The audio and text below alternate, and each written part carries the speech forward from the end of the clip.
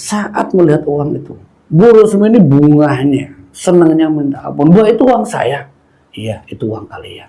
Tapi ingat, ini baru 3 hari dan kalian sudah sukses. Tapi uang itu tidak bisa kalian gunakan sebelum 1 minggu. Maksudnya gimana, Mbak? Itu kan uangnya sudah ada, Mbak. Iya, uang ini harus disempurnakan dulu. Seperti apa yang Simbah katakan, uang itu dicampur dengan uang yang ada di dunia nyata agar uang itu bisa digunakan untuk belanja kalian.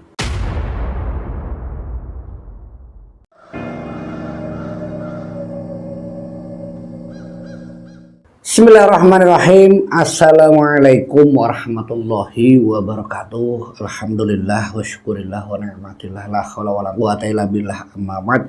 Jumpa kembali di channel Hikmah Misteri bersama saya Pak Ade dan kami seluruh tim Hikmah Misteri. Terima kasih untuk kalian semua yang sudah dukung dan support channel Hikmah Misteri sampai sekarang. Dan semoga kita dan kalian selalu dalam lindungan Allah Subhanahu wa Ta'ala dimanapun kalian berada, yang di luar negeri, di Nusantara, dari Sabang sampai Merauke. Semoga kita dan kalian selalu dalam lindungan Allah Subhanahu wa Ta'ala, selalu diberikan nikmat sehat walafiat, dilancarkan rezekinya, dipanjangkan umurnya, dan dimudahkan dalam segala urusan. Amin amin ya rabbal alamin. Untuk cerita yang kemarin tentang penggandaan uang gaib, saya sedikit mengulas cerita yang kemarin tentang bagaimana malam pertama ritual untuk menggandakan uang gaib di rumah sang dukun, yaitu Bu Rusmini sama Pak Teguh. Dan saya akan langsung melanjutkan dan tidak usah lama-lama, kita langsung masuk ke Hikmah Misteri. Setelah ritual hari pertama itu selesai dilakukan oleh Bu Rusmini sama Pak Teguh, esok harinya Mbak Dukun itu kan meminta untuk kembali ke rumah melanjutkan usaha sebagai pedagang kain. Sebagai seorang pedagang kain yang waktu itu uang itu sudah diserahkan ke Mbak Dukun, tentunya sisa penjualannya ia sangat terbatas. Dalam usaha yang dilakukan Pak Teguh bersama Bu Rusmini, hari pertama dia dagang setelah ritual malamnya, itu ya dia benar-benar merasakan ya dagangnya itu sangat-sangat sedikit. Dan malam harinya dia itu kembali lagi ke rumah sang dukun itu setelah habis maghrib. Datang ke rumah sang dukun, Bu Rusmini sama Pak Teguh, dia diperlakukan layaknya orang spesial. Dan kata Mbak Dukun, kalian saya jamin akan dapatkan uang yang kalian harapkan. Apa benar, Mbah? Iya, saya pastikan.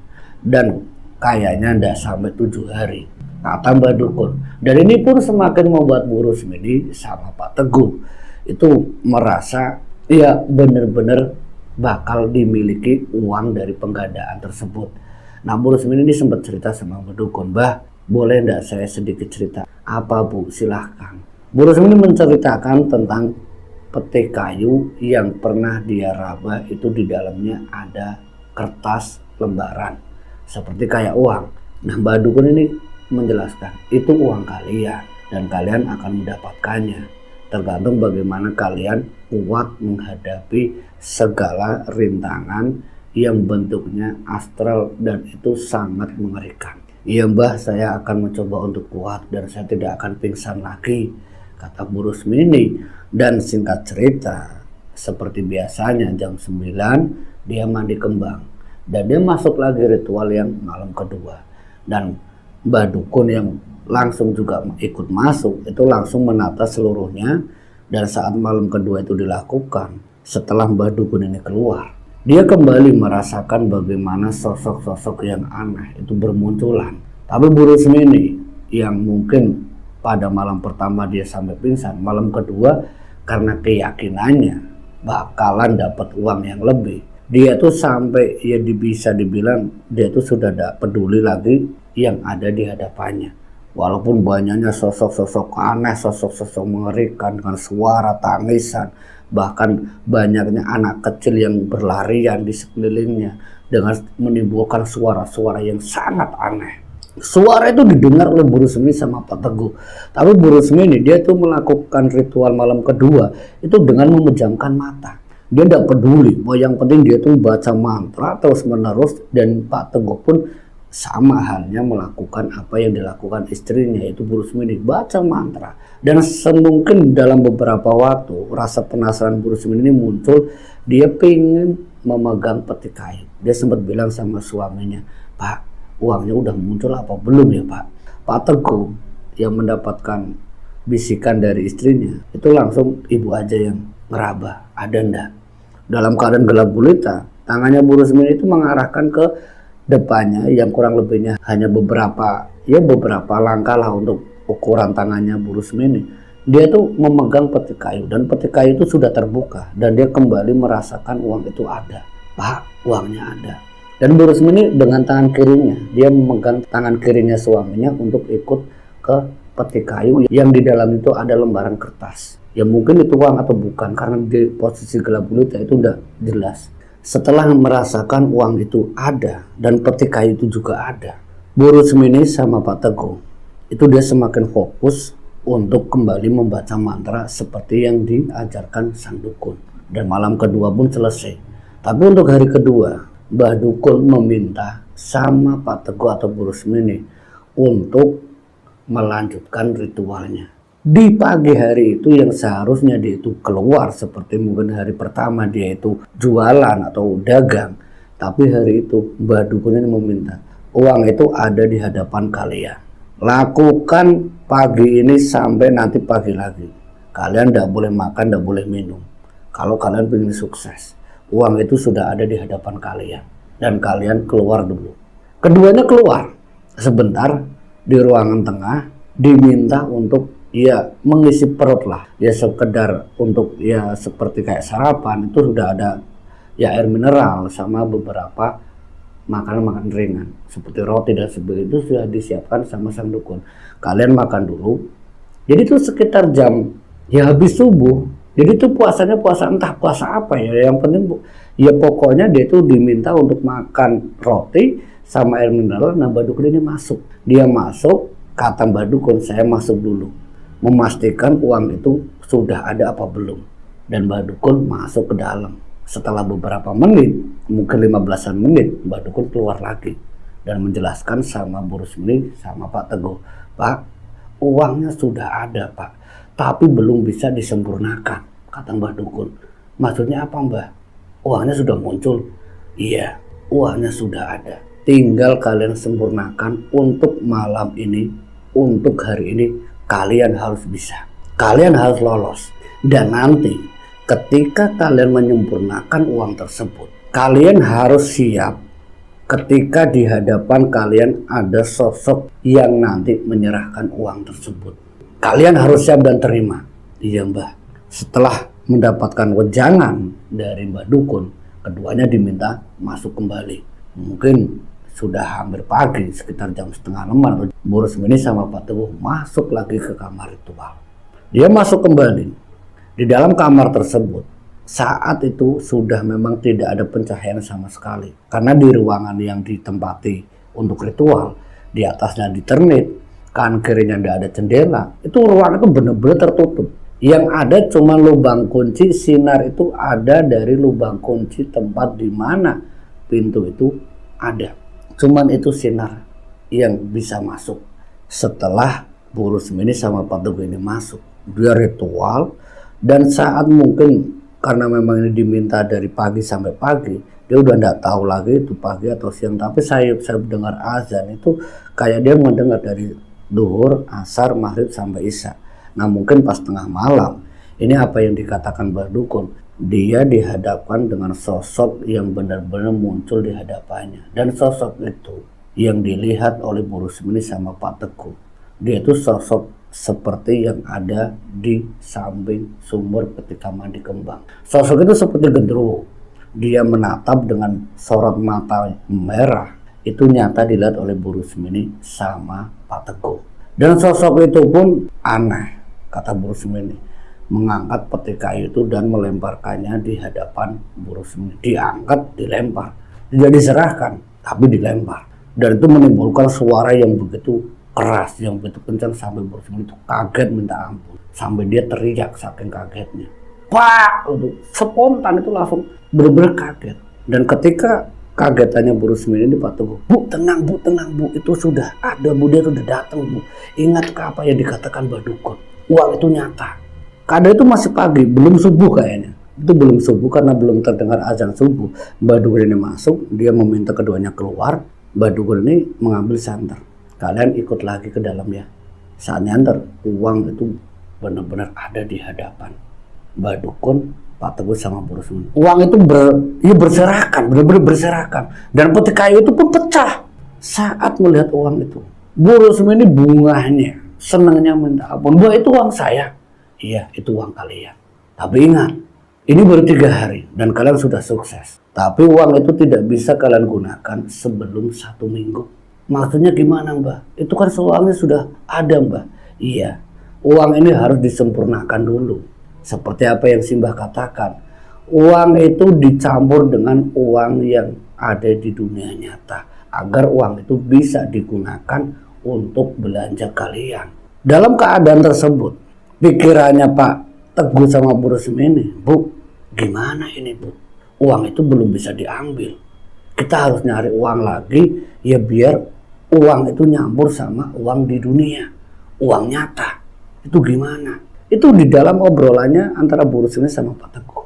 Saat mereka ngobrol, Mbah Dukun yang sudah memperlihatkan uang itu berserakan di dalam kamar ritual.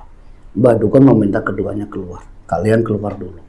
Biarkan uang itu ada di dalam kamar. Mbah, kapan Mbah uang itu bisa diambil? Ini sembari berjalan sebelum sampai di ruangan tempat ya kerjanya si Dukun. Kalian akan saya jelaskan. Kalian masuk, duduk dulu. Mbah Dukun ini duduk di tempat yang dia biasa kerja. Nah, sementara Pak Teguh sama Bu Rusmini diajak ngobrol.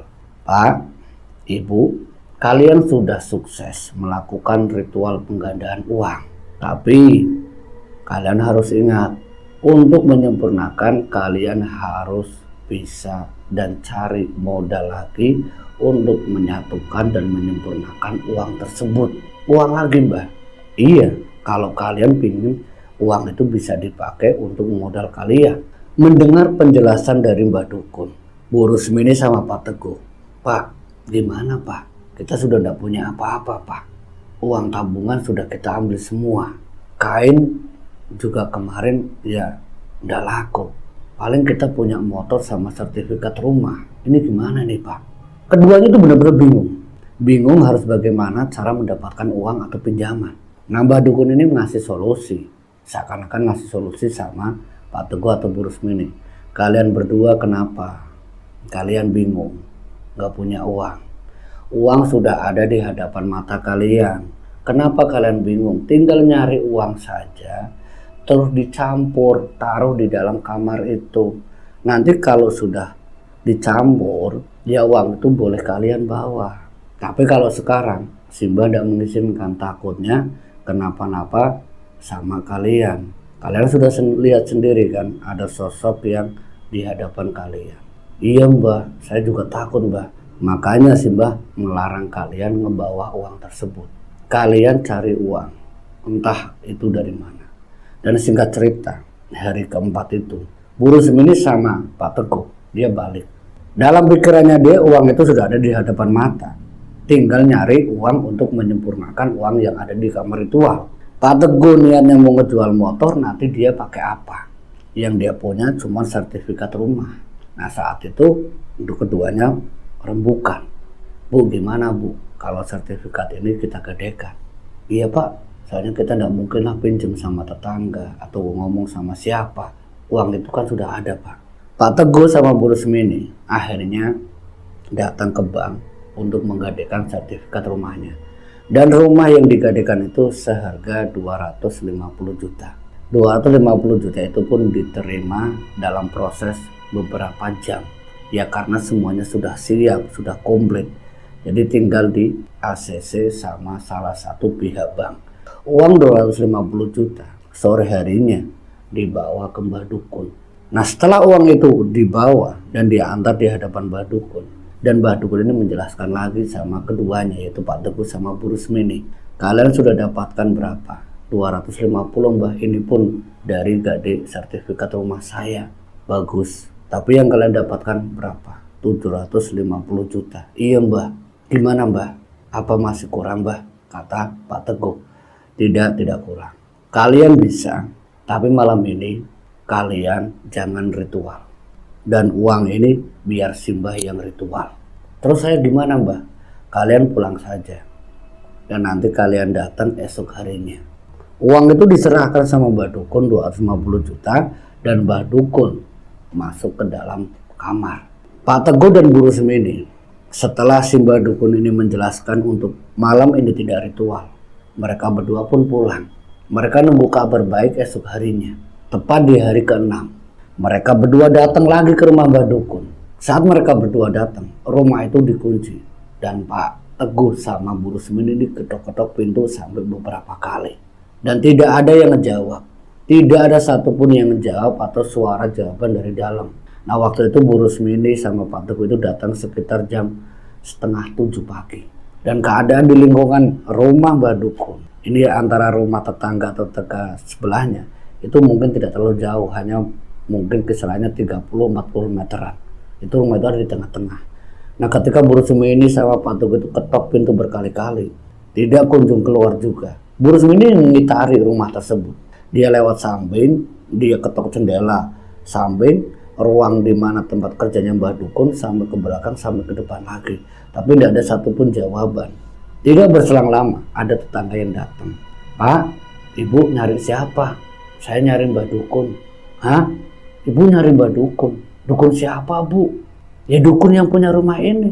Bu, orangnya itu semalam pergi, Bu. Hah? Pergi? Pergi kemana, Bu? Itu spontan itu langsung.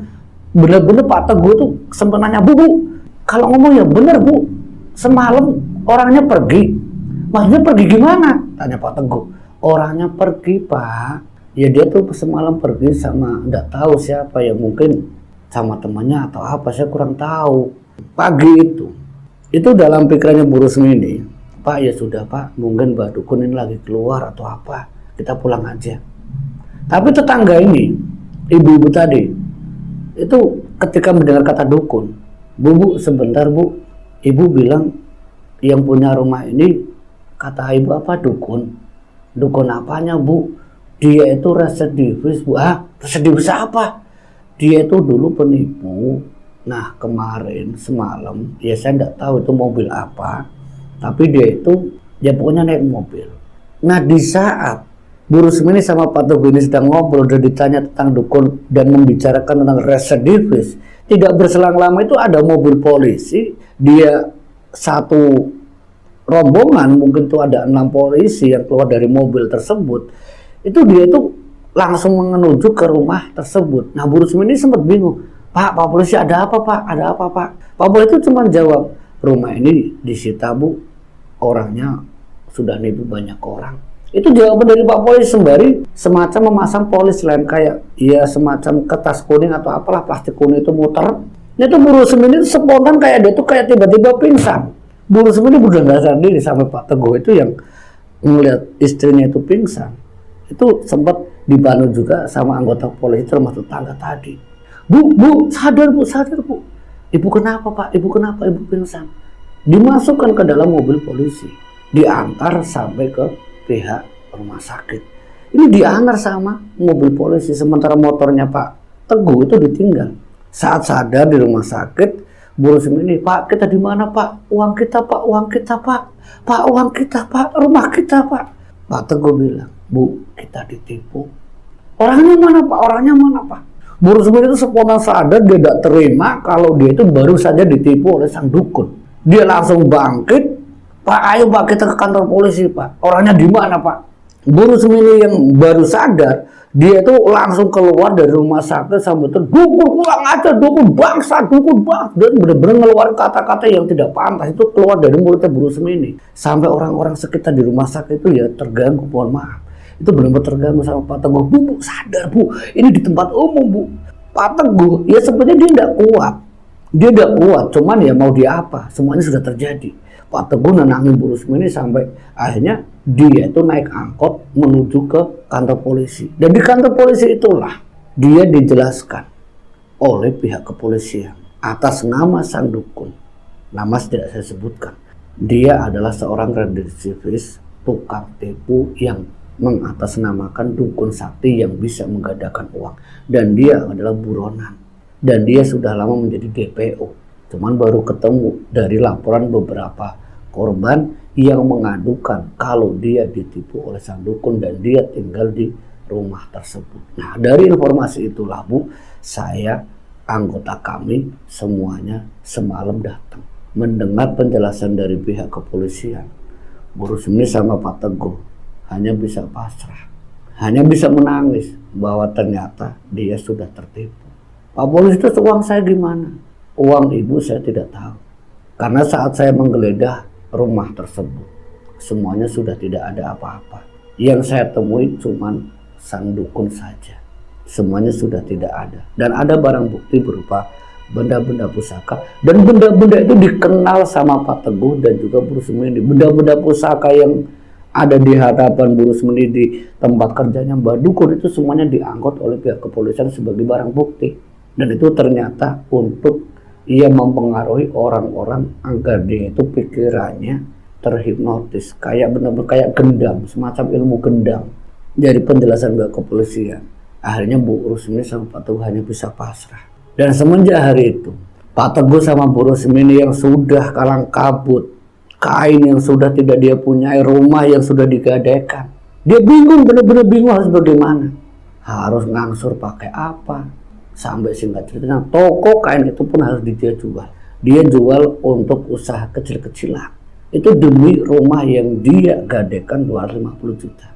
Dan semuanya itu sudah menjadi kisah masa kelamnya Bu Rusmini sama Pak Teguh. Dan itu pun harus diselesaikan Bu Rusmini untuk mengangsur rumah yang digadaikan itu. Itu dalam kurun waktu yang tidak sedikit. Butuh waktu yang sangat lama. Dan itu menjadi pengalaman buruk bagi Bu Rusmini ataupun Pak Teguh yang sudah terpengaruh akan kekayaan yang dia dapatkan dalam penggandaan uang gaib lewat sang dukun. Semoga dari kisah ini kita bisa ambil hikmah dan pelajarannya. Saya Pak Ade, akhirul kalam, wassalamualaikum warahmatullahi wabarakatuh.